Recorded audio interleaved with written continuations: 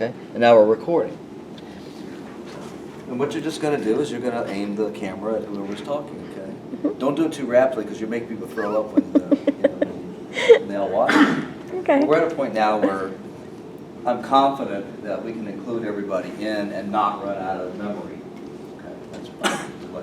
So, for those of you joining us late, we've just been kind of hanging out and talking about what the course is like and just getting to know each other as people. And that's primarily because Professor Grimsley just misses his students. How many teaching awards do I have? Does anybody know? 5.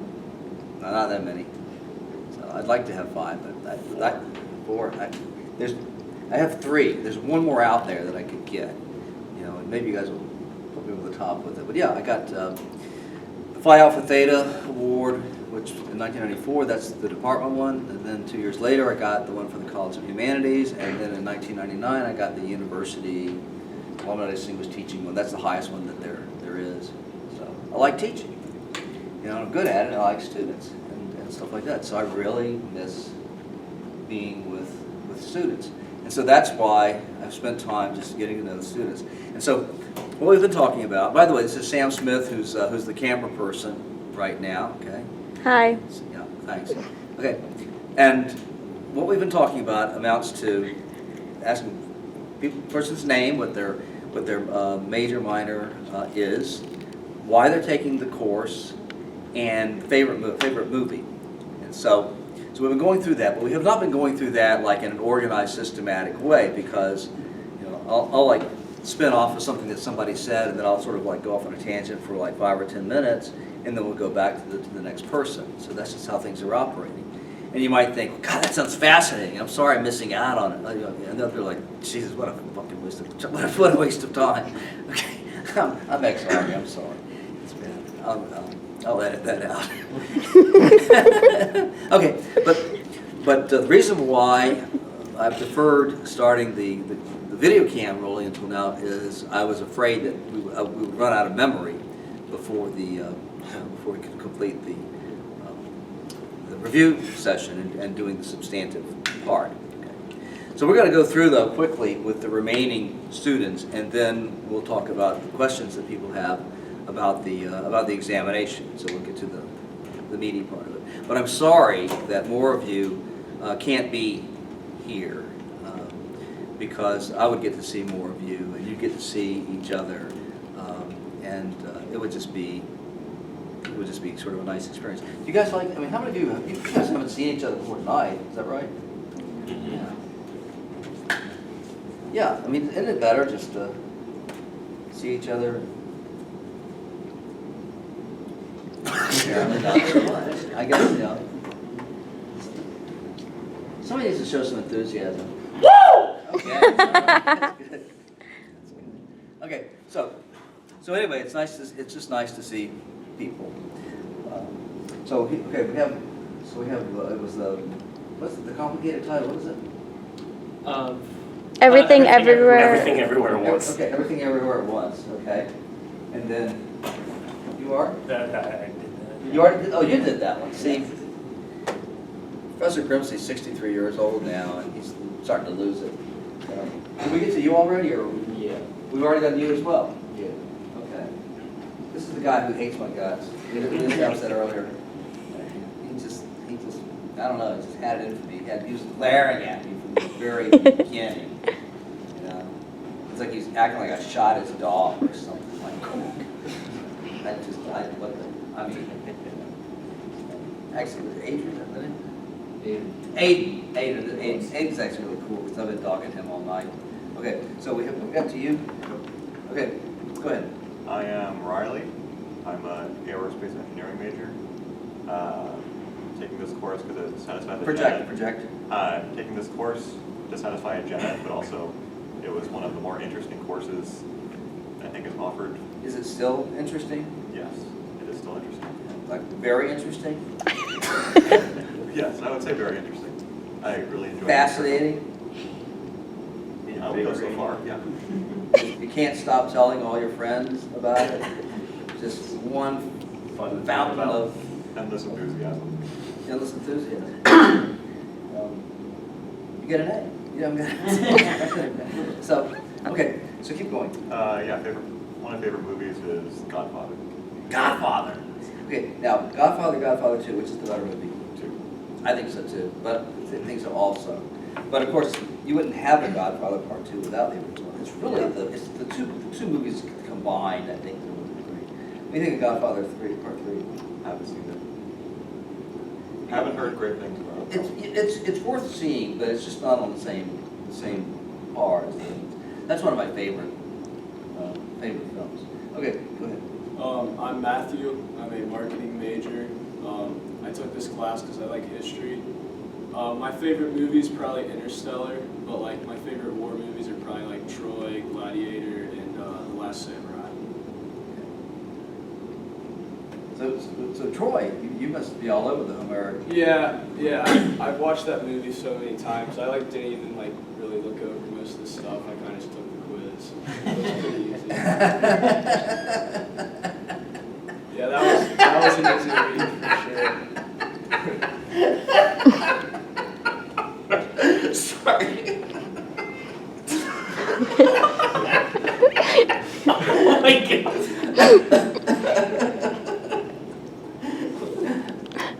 At this point, I'm laughing because I'm laughing. You know what I mean? Laughter's contagious. It is. It's also good for you. You know, your abdomen does this sort of thing.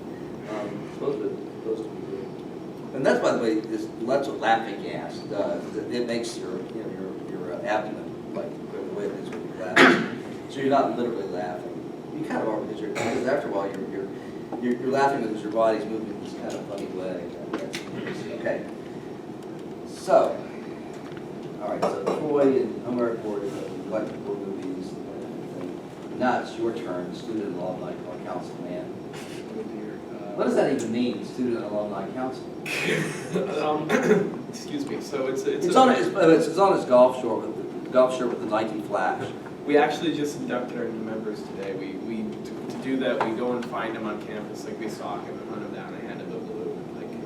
What? Speak up.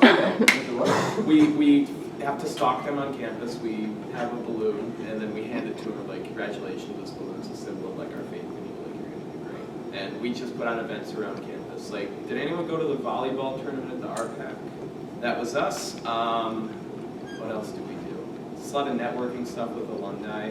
We also are having rivalry rallies, so we're taking over the Union to do a rally against Michigan. It's going to be a good time. Expect everyone to show up. So yeah, that's what we do. Okay. When's it going to be? When's the rally going to be? I believe it's the Monday before we all go for Thanksgiving. Before we go to Thanksgiving, okay. Well, let me know. I'll put it out as an announcement. Okay? And then I'll try Oh, awesome. Yeah, okay. I'll try to come if I can. You guys can't jump in Mirror Lake anymore, can you? No, Oh, man. I'd like to, but I don't think we can. You can, but there might be consequences. There are definitely consequences, but it used to be, for those too young who don't know about this, I think it was a Thursday before the Michigan game, people would go down to Mirror Lake and they'd jump into Mirror Lake. And they'd strip down as much as they wanted to. And most of the guys would strip down to like, they're just naked, and women would, like, they'd keep like their bra and panties on, or at least the panties and that kind of thing. So, but it was like, but it's serious, they would all go in and the water be just cold, it's all get out, they just didn't care. It was just this crazy time, and then the university was just, put the kibosh on it. Probably because somebody got hypothermia or, something adverse happened. They don't do these things just to be killjoys. Someone died from it. Someone died from it. Good reason to shut something down. That's, when did this happen? I don't know. My dad was thinking that it's like someone like dove in or something and hit their head and died. It's shallow. Mirror Lake is shallow, so they took a real, they could do that. Most people just get in and wait, and actually it should have been pretty obvious that you can't, dive into it because they're walking around and it's like yee. So, but yeah.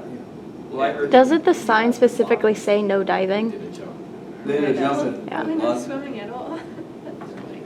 Okay, so, all right, so we have so your Student Alumni Council, you talked about that, that's good. Your name is? My name is Jack. Okay, Jack, and what's your major? Security and intelligence. Security Woo! intelligence. Looks like that's in Okay, our company. and films.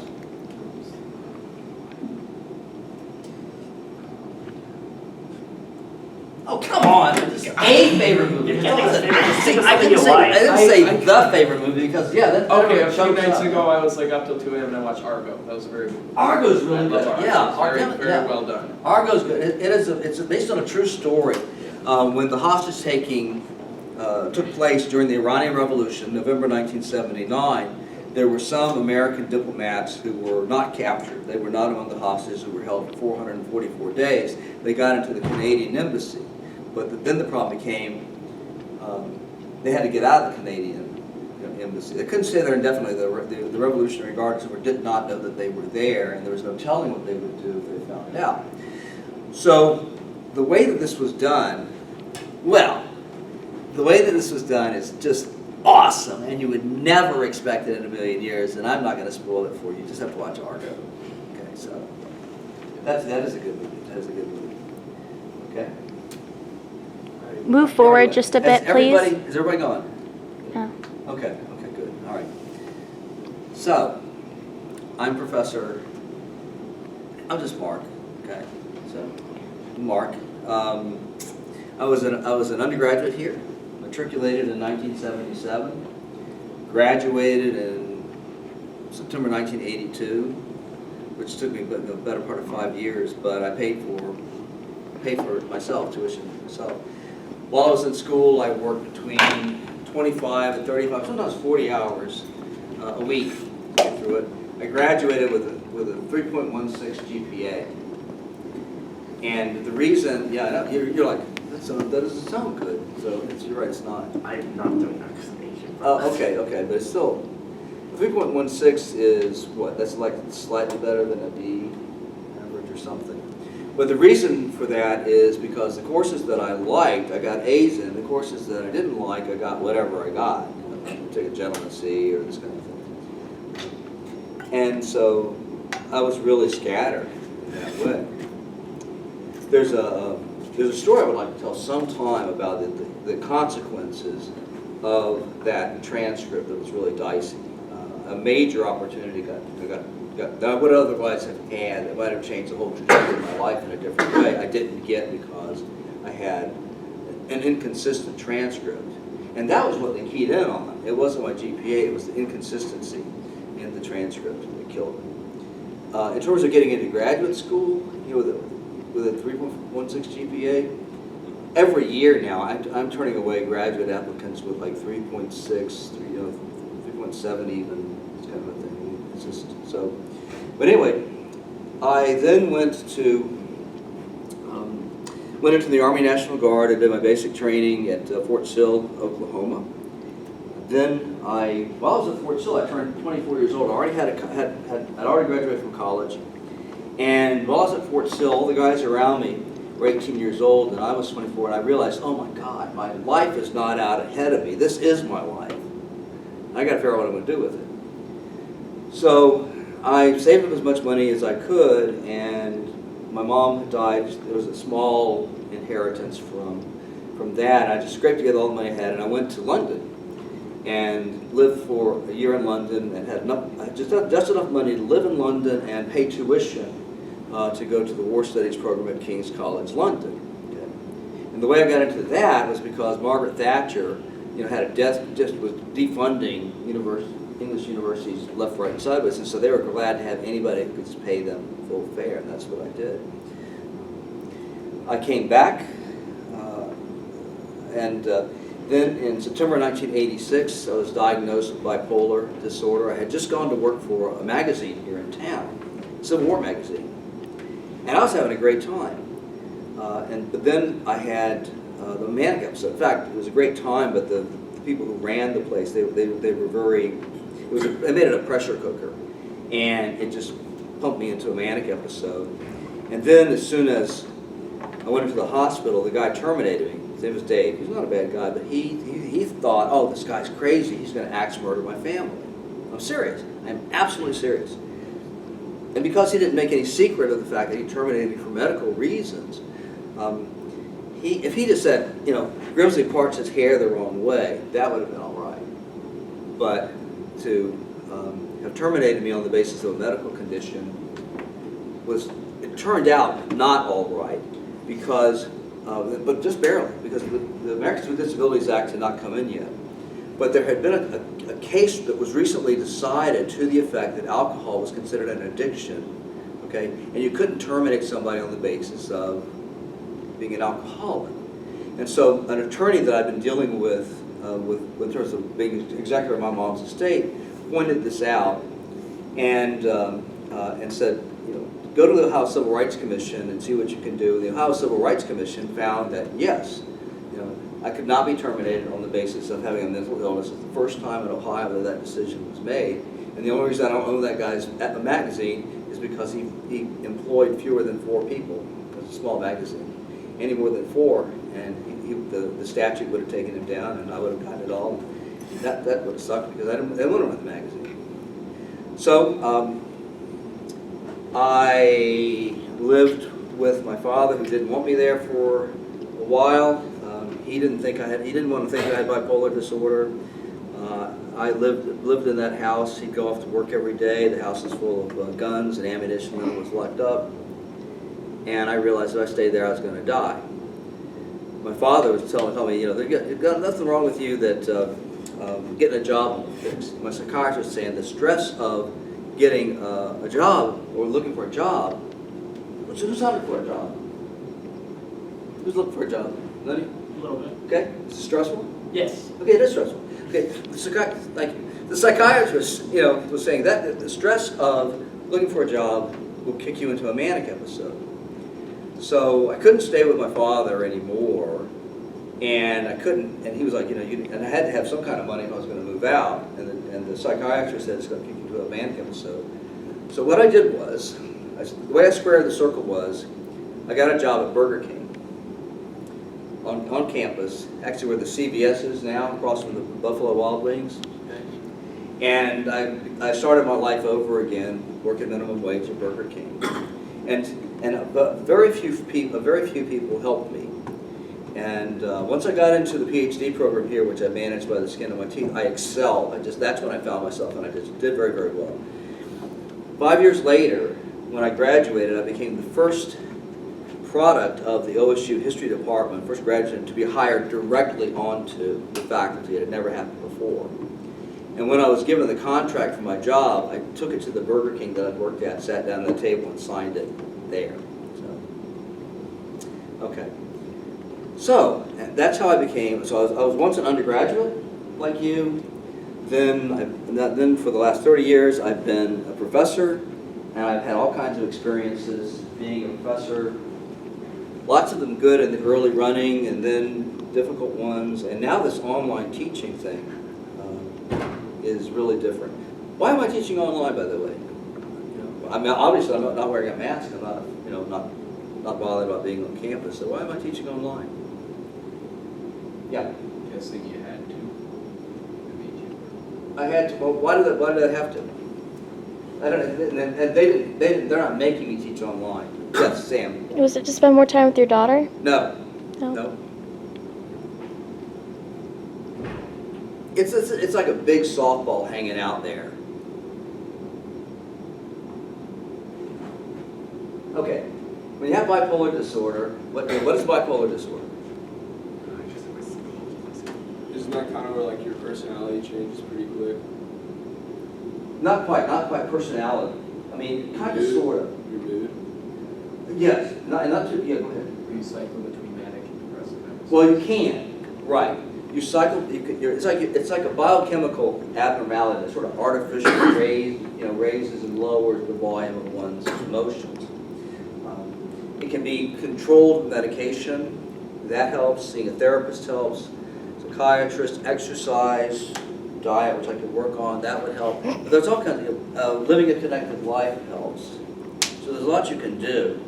But in 2019, it was the spring of 2019, and I was just had such a problem with depression that I got to the point where I couldn't meet my classes enough.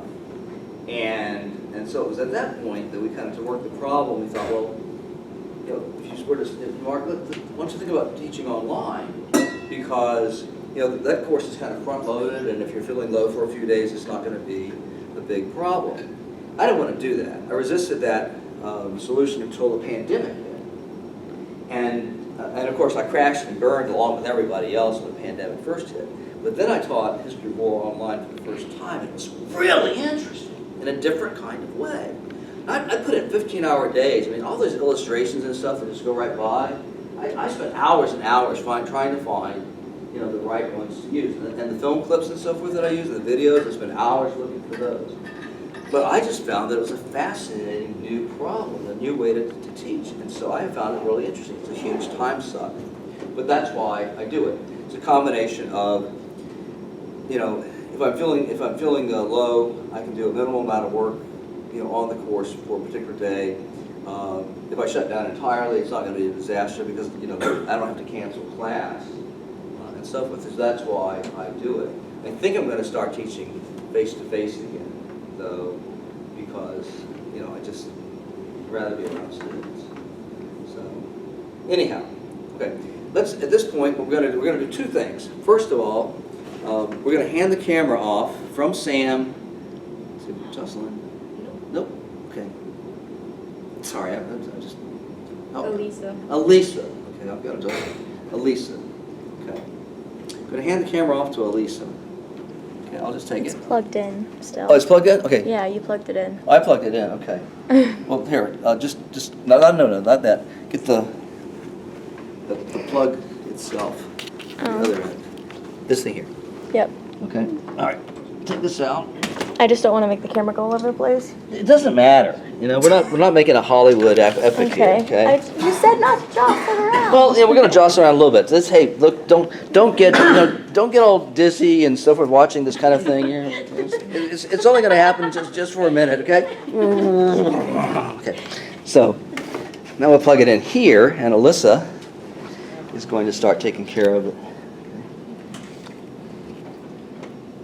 But yeah, the last thing about just me personally, I do have a daughter. She just turned 11 years old. At this point, I've done everything with my life that I ever really wanted to do.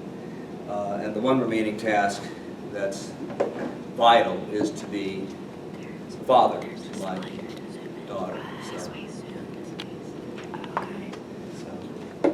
All right. So in fact, there's a poem by Alfred Lord Tennyson that I memorized when I was 16 years old, and there's a line from it. It's a line from it that go through my head a lot when I think about the task we're meeting of raising a little girl. And I'm gonna make you guys read it and do an essay on it and so. Okay, let's get to the review, the actual review stuff.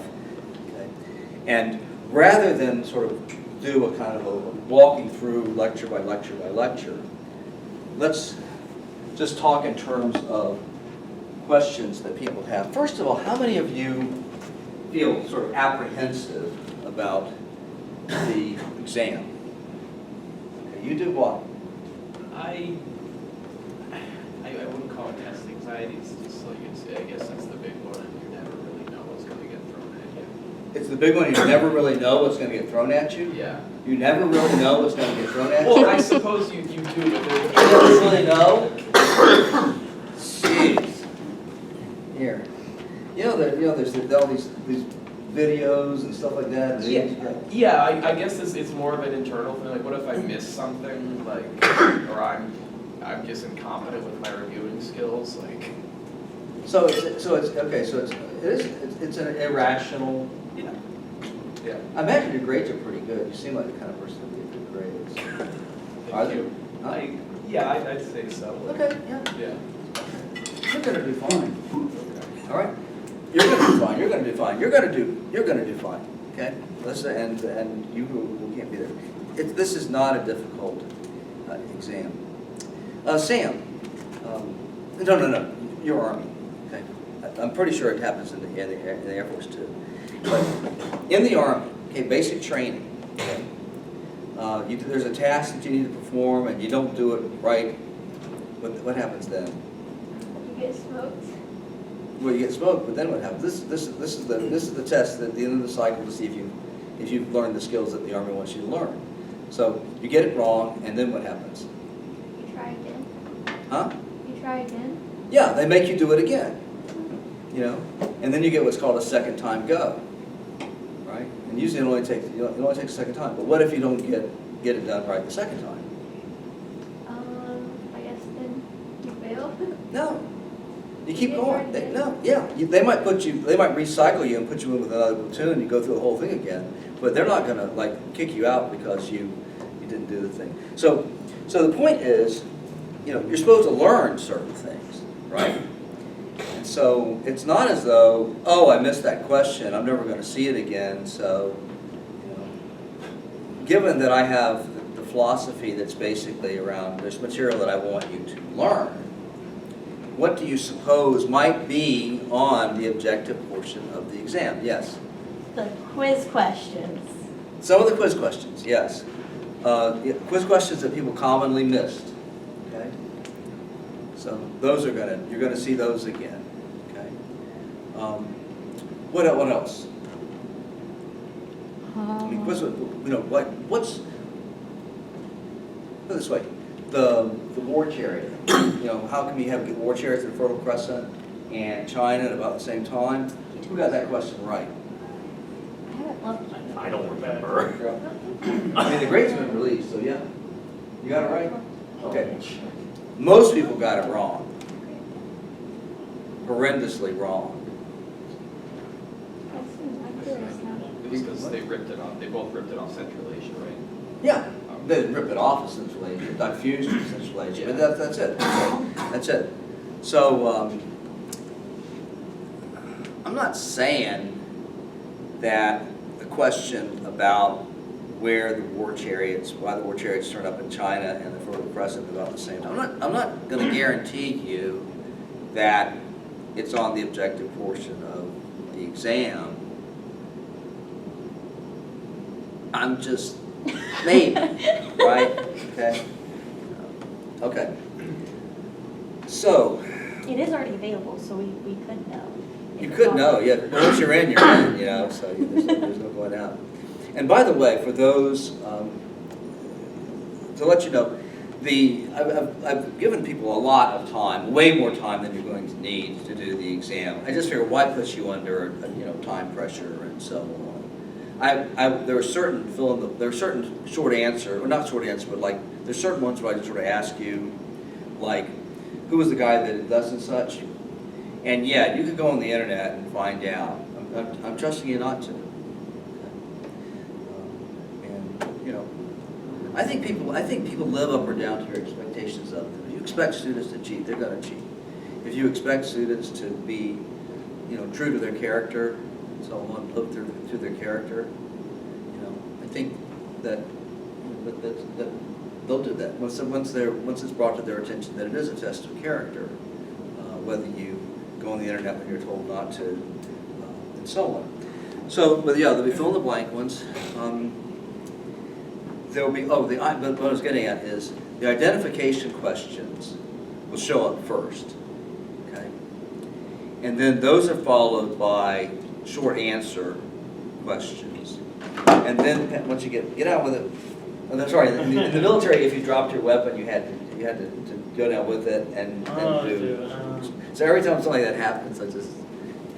Okay, but to get back to the main thing, and then what happens is it's multiple choice questions from then on, unless you're asked like the name of somebody, who was the guy that conquered the Aztecs and so forth. I mean, like that, just notional. I'm saying, right? And so once you get past the IDs and the short answers and so on, the rest of the examination will progress quite quickly. And so I front-loaded the ones that you'll have to spend the most time on, so that you're not going through all the multiple choices and then so, oh my God, I'm not going to do the IDs. Okay, so it's done in a way that makes things easier. So I've tried to make the structure of it as logical and as student-friendly as I can. And again, the basic philosophy that I've got is things that you didn't learn the first time, you'll have a second opportunity to show that you know them. So let me ask you this, because honestly it is difficult for me to see what things look like from the instructor side. They allow Carmen allows for you to look at things from a student's point of view, but it's limited, it has problems. Right now, if you wanted to go back to a quiz and look at it, you know, and see which ones you got wrong, can you do it? It depends on the quiz. So some of the quizzes are muted to where you can't actually see your scores because they haven't been graded yet. According to Carmen, they're muted. Some of them you can. I thought I've gone through and posted them all. Oh, I did not know I haven't that. checked since this weekend. Okay. So I can check right There was some now. inconsistency last I checked. Yeah. I looked through it today and you can see them all, but if you got it wrong, it doesn't show the right answer. No, of course it's not going to show the right answer. It'll show that what you got wrong. Well, Yeah. I checked like an hour before this class and I could see them all, so. You can see Yeah, them all. I can see Yeah. them all now. They're all- Yeah. Okay, good. That was what I was hoping for, is that you'd be able to see them all, because I think it's fair enough.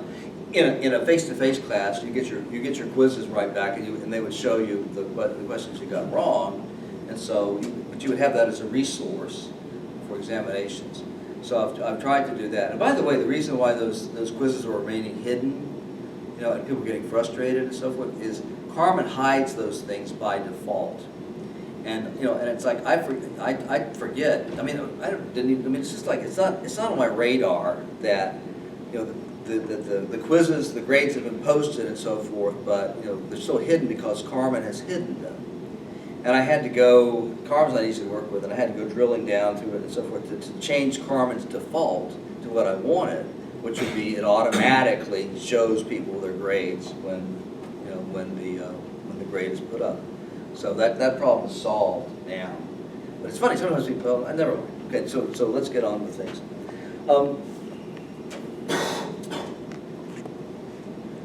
I'm looking at, I've got the handout for all the lectures so far. If I were going to ask you, what's the My Lai massacre? Tell me about the My Lai massacre. What is it? Tell me, you know, what it means in the context of the course. Tell me about the event, its importance. You're gonna have to call on someone else. Okay, well, you should know the My Lai massacre. See right here? See how it's a term? Okay. See that? Okay. And then see this, oh wait, not that you would see it. There's like a whole area where I talk about it, there's like pictures and so forth and everything. There's like an optional recording that you live here, but it's got a valid, that's the whole My Lai thing. Okay? Well, there's a reason I'm here, so. Okay.